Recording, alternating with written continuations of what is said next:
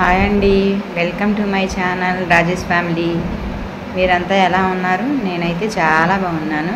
మీరంతా ఎలా ఉన్నారో కామెంట్ సెక్షన్లో కామెంట్ చేయండి. ఈరోజు చికెన్ బిర్యానీ ఎలా చేయాలో నా స్టైల్లో చూపిస్తాను. ముందుగా కడాయి పెట్టుకొని 5-6 స్పూన్లు నెయ్యి వేసుకొని 4 స్పూన్ల ఆయిల్ వేసుకోవాలి. నాకంటే తెలుసు కాబట్టి సుమారుగా వేసాను. మేము కొంచెం నెయ్యి ఎక్కువే వేసుకుంటామండి. ఆయిల్ కానీ నెయ్యి కానీ ఎక్కువే వేసుకుంటాము.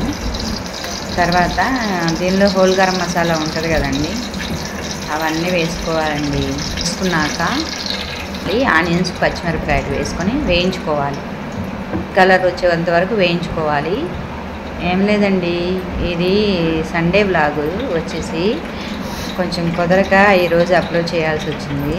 బాబుకి చికెన్ బిర్యానీ అంటే చాలా ఇష్టమండి. టేస్ట్ చూస్తే కర్రీతో కూడా పని ఉండదండి. మా బాబు కానీ పాప కానీ చాలా ఇష్టంగా తింటారు.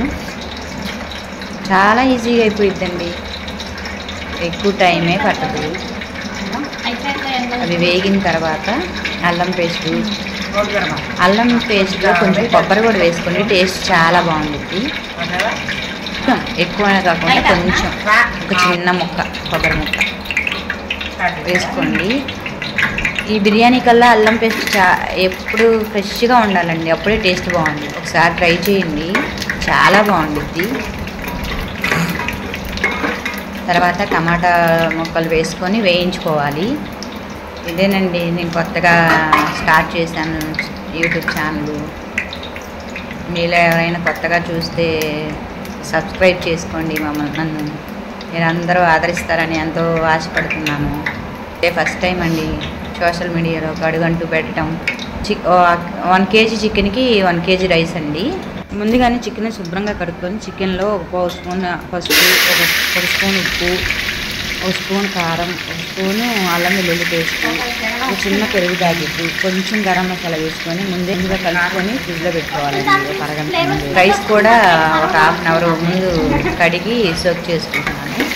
చికెన్ వేసేసి బాగా మగ్గనియ్యాలి, ఆయిల్ పైకి వచ్చేంత వరకు.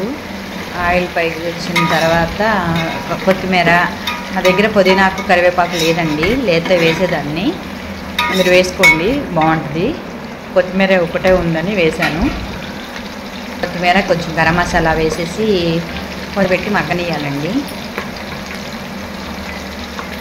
చిక్కా అండి, ఆనియన్ని మనం అన్నంలో నంచుకోవడానికి మధ్యలో వరకు కోసుకుంటాం కదా, అటువైపు ఇటువైపు పడేస్తాం కదా. అలా చేయకుండా మనం కర్రీస్లోనే వేసుకునేటప్పుడు కట్ చేసుకునే ముందు ఆనియన్ మధ్యలో వరకు తీసుకొని అటువైపుది ఇటువైపుది కర్రీస్లో వేసుకొని యూస్ చేసుకోవచ్చు, అలా వేస్ట్గా పడైపోకుండా.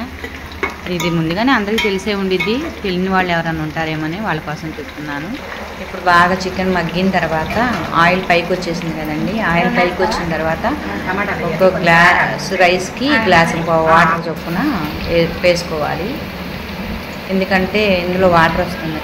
నేనైతే 3 గ్లాసెస్ వాటర్ పోసుకున్నాను, ఎందుకంటే రైస్లో కొంచెం వాటర్ ఉన్నాయి కదండి, ఈ కర్రీస్లో కూడా కొంచెం వాటర్ ఉన్నాయి కదా, దాని గురించి. కొంచెం సాల్ట్ చెక్ చేసుకొని సాల్ట్ సరిపోయినంత వేసుకొని మూత పెట్టుకొని వాటర్ ఉడికిన దాకా ఉంచాలండి. వాటర్ ఉడికిన తర్వాత బాగా ఎసురు మరుగుతూ ఉంటుంది కదండి, అప్పుడు ఈ రైస్ వాటర్లో వేసేసి కలిదిప్పుకొని నిమ్మకాయ ఒక చెక్క దానిలో పిండితే అన్నం బాగా పొడి పొడిలాడుతూ వస్తుందండి. చిన్న చిక్క. మామూలుగా చేదొచ్చిద్దేమో వాటర్లో వేస్తే అనుకుంటారు, కానీ రాదండి, చాలా పొడిగా వచ్చింది రైస్, బాగుంటుందండి. ఉడికి వచ్చిన తర్వాత ఇంకా సిమ్లో పెట్టుకుంటే కరెక్ట్గా ఒక 20 మినిట్స్ అండి, 20 మినిట్స్లో అయిపోయింది. దానికి కూడా ఒక చిన్న చిట్కా అండి, రైస్ అయిపోయిందని చూడటానికి అడుగు వాటర్ పెడితే సర్రమని, అదే మనకి కొద్దిగా జిమ్ అని అంటది, అప్పుడు అయిపోయినట్టేనండి. అంతేనండి, ఎంతో టేస్టీ అయిన చికెన్ బిర్యానీ